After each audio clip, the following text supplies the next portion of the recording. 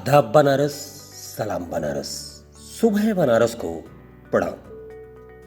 सुधीजनों, काशी में लकड़ी के खिलौनों का कोई ऐतिहासिक संदर्भ या उल्लेख नहीं मिलता है, परंतु प्रचलित मौखिक विवरणों के अनुसार शिल्पकारों की अनेक पीढ़ियां इस काम में खप गईं। वे मानते हैं कि उनके पूर्वज हाथी दांत के कारीगर हुआ करते थे और राजा नवाबों के समय में हाथी दांत का सामान बनाते थे। बाद में हाथी दांत प्रतिबंधित होने पर उन्होंने लकड़ी के खिलौने बनाने का काम प्रारंभ किया। 60 वर्ष पुरानी एक ऐसे ही लकड़ी के खिलौनों की दुकान में हम पहुंचे। इस पुरानी परंपरा और हुनर को सहेज कर रखने वाली ये तीसरी पीढ़ी है। काशी में तुलसी घाट के समीप लोलारक कुंड पर इस खिलौने की दुकान में हमारी मुलाकात बिहारी लाल अग्रवाल से हुई। आपकी बेटी सुभी अग्रवाल आपकी तीसरी पीढ़ी का प्रतिनिधित्व करती हैं। इस पारंपरिक खिलौना उद्योग के बारे में वो क्या सोचती हैं, वो हमने कैमरे में कैद किया।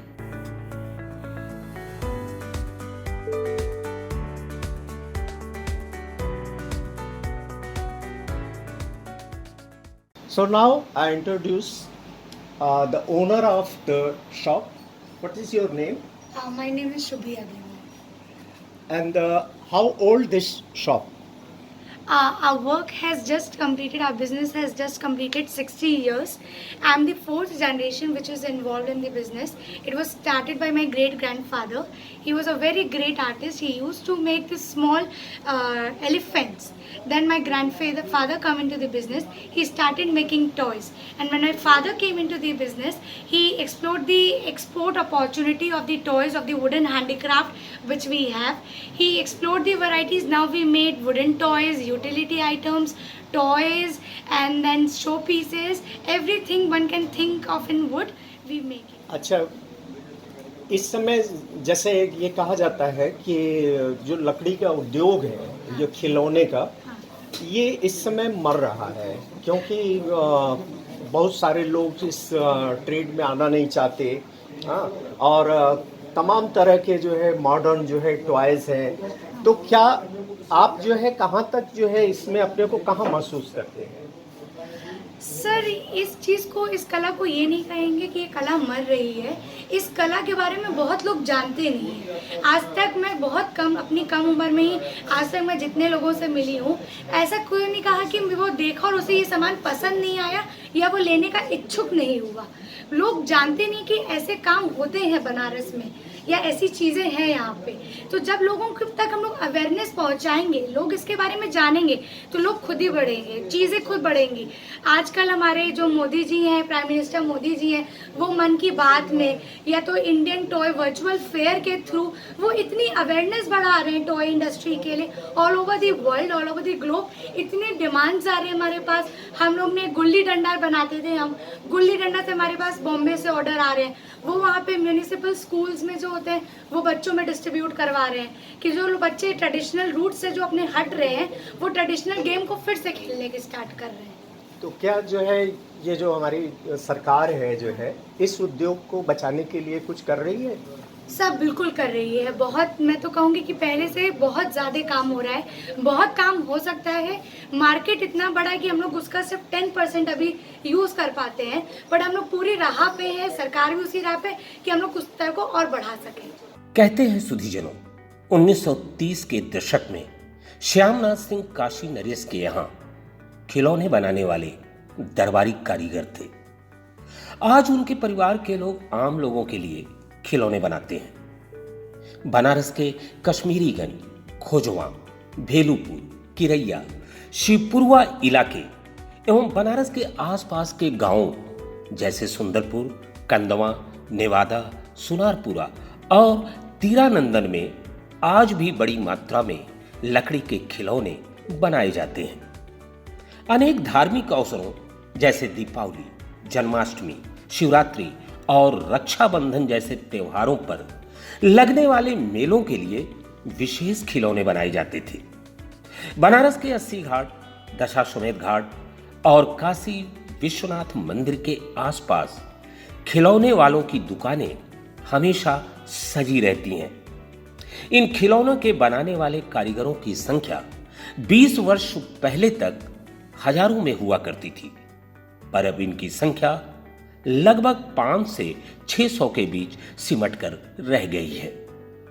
काशी आने वाले सैलानी और तीर्थयात्री काशी के बारे में और इन लकड़ी के खिलौनों के संदर्भ में क्या सोचते हैं, ये बहुत दिलचस्प होगा किसी सैलानी से ही सुनना।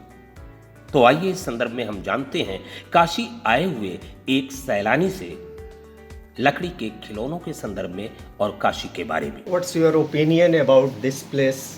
Did you like some toys, or it's a similar like in other cities? The first opinion is it's very colorful, it's very pleasant, so that's very blissful, and there are very artistic and fine tuning works that made us feel so special about this place. So did you find something according to your choice? Yeah. I chose Ganesha idol, and this one, this Kasi Raja. I am planning to give it to my boss, so I am his PA. That will be very good. And I find those sharpeners and pencils that Right. were very beautiful, and it is so pleasant for to give us toys to children. So yeah, very good thing. These things are so special for a child to just to sharp a pencil, then to have a very artistic work beforehand sharp. So that is so nice about it. In the medieval period, even today also, Maharaja Banaras Yes. used the elephant Okay. when we have fair and festivals. So on that time, he rode on the elephant. Okay. So, you know about that? What is this? Gilli danda. Oh. I don't This know. is here Oh, playing. okay. Yes, like, Okay. Gilly, we call in Yes. gilly Yes, in, Yes. in Just South. like Indian cricket. Okay, gilly. Yes. You throw and shot Yes. it. Okay. We Okay. call it as gilly tand. Gilli danda. हाँ। Okay, thank you. Thank you, sir. Thank you. कहते हैं सुधीजनों, काशी में बनने वाले खिलौनों में कृष्ण जन्माष्टमी, पालने में बाल कृष्ण, राम दरबार, क्षीर सागर, नागनथैया, उड़ते हनुमान, पंचमुखी हनुमान, पंचमुखी गणेश, बावला बैंड पार्टी, शहनाई वादक पार्टी, गणेश बावला, वाद्य बजाते गणेश एवं ईसा मसीह के रूप में बनने वाले लकड़ी के खिलौने काफी प्रसिद्ध हैं। विषयों के आधार पर इन पारंपरिक खिलौनों को हम 4 वर्गों में बांट सकते हैं, जैसे धार्मिक खिलौने, जैसे देवी देवताओं की मूर्तियां, सांस्कृतिक खिलौने, जैसे हाथी पे सवार राजा, सिपाही, घुड़सवार, विभिन्न पेशे के लोग, जैसे लकड़हारा, संगीतकार, जुलाहा आदि, पशु पक्षियों के रूप में बनने वाले खिलौने, जैसे हाथी, बाघ, मोर, तोता आदि, और बच्चों के खेलने के लिए जो खिलौने बनते हैं उसमें पहियों पे चलने वाले और गर्दन हिलाने वाले पशु पक्षी शामिल हैं। लोलारक कुंड स्थित 60 वर्ष पुरानी खिलौनों के दुकान के मालिक बिहारी लाल अग्रवाल को अपने इस पुश्तैनी धंधे पे फक्र है। उनके फक्र की एक वजह उनकी बेटी सुभी अग्रवाल भी है, जो इस धंधे के प्रति आकर्षण रखती है। उन्होंने बड़ी शिद्दत से इस रोजगार और परंपरा को हमसे साझा किया।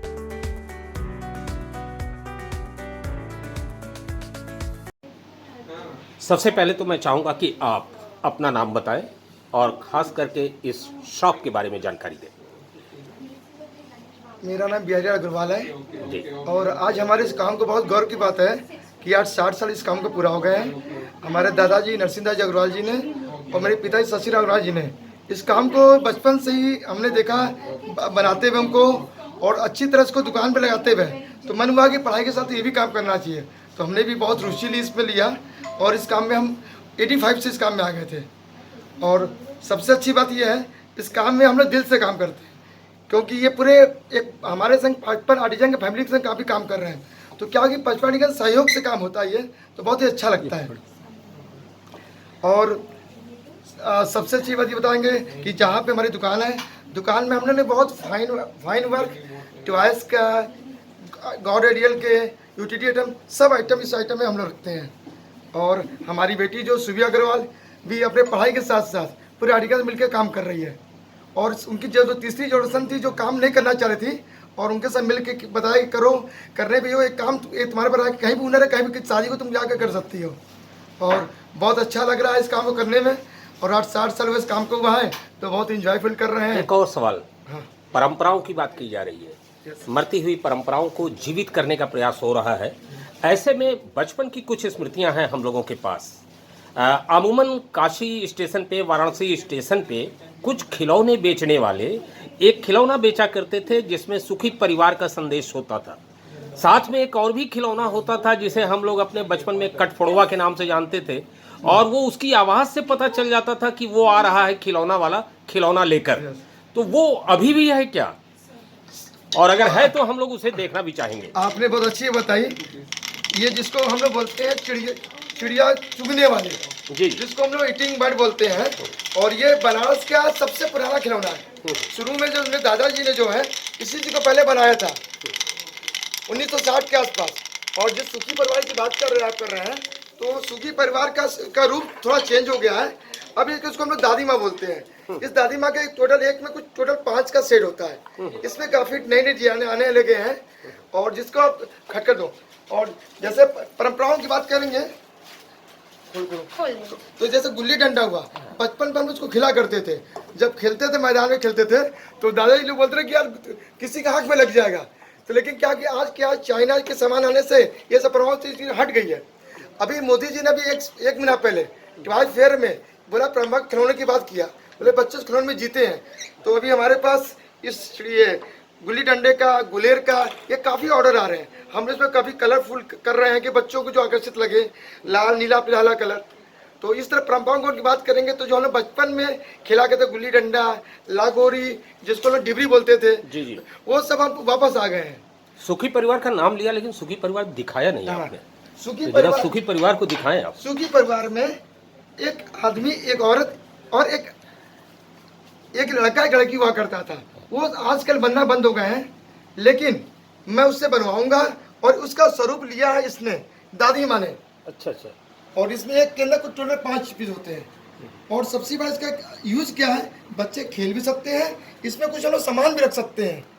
हाँ हाँ, इसमें सामान रख के किसी को कुछ दिया जा सकता है, ड्राई फ्रूट रख सकते हैं, कुछ भी करके दे सकते हैं। अगर अंकल ने परंपराओं की बात की, तो परंपराएं जो हमारे ट्रेडिशंस होते हैं, एक जो चाइल्ड एज होता है, उसमें कहा जाता है कि जो बच्चा सीख जाता है वो आगे वैसा इंसान बनता है। तो टॉयज़ एक ऐसी चीज़ है कि बच्चा जिससे सबसे ज़्यादा जुड़ा होता है। तो हम लोग अपने टॉयज़ में ऐसे कलर, ऐसे संदेश, ऐसी चीज़ें उन लोग को देना चाहते हैं कि जिससे वो लोग आगे सीखें।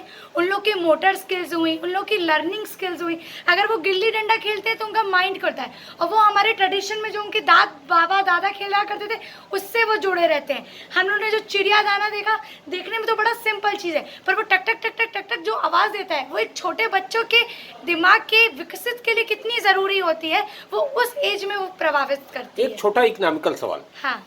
आज के इलेक्ट्रॉनिक युग में जहां तकनीक के माध्यम से बहुत ज्यादा उत्पादन करके बेहतर जो है खिलौने बच्चों के लिए लाए जा रहे हैं, ऐसे में हमारा ये लकड़ी उद्योग कैसे कंपटीशन करेगा उनसे?